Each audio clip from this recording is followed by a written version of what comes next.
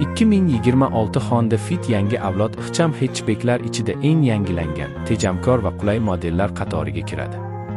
Bu avtomobil kundalik hayotda ham, uzoq safarlarda ham haydovchiga maksimal qulaylik va ishonch taqdim etadi.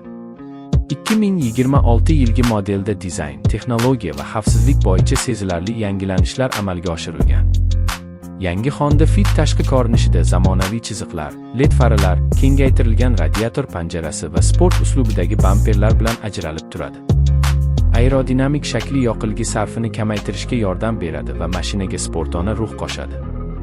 Keng rang tanlovi va yengil qotishmali disklar esa avtomobilning jozibasini oshiradi. Salon qismi esa yanada keng va qulay bo'lib, sifatli materiallar, raqamli panel, katta sensorli ekran va smartfonlarni simsiz ulash imkoniyatiga ega multimedia tizimi bilan jihozlangan.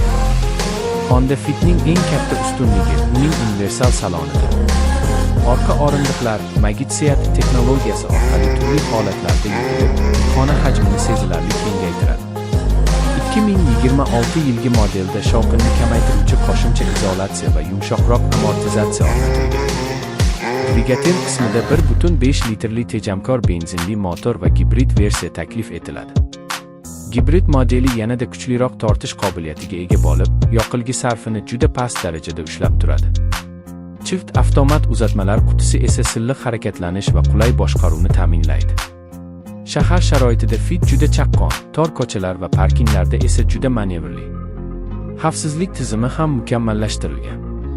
Honda Sensing paketiga adaptiv kruz nazorat, yo'l bo'ylab harakatlanish tizimi, avtomatik to'qnashuvdan himoya, kor joylarni aniqlash sensori, piyodalarni aniqlovchi kamera kabi funksiyalar kiradi.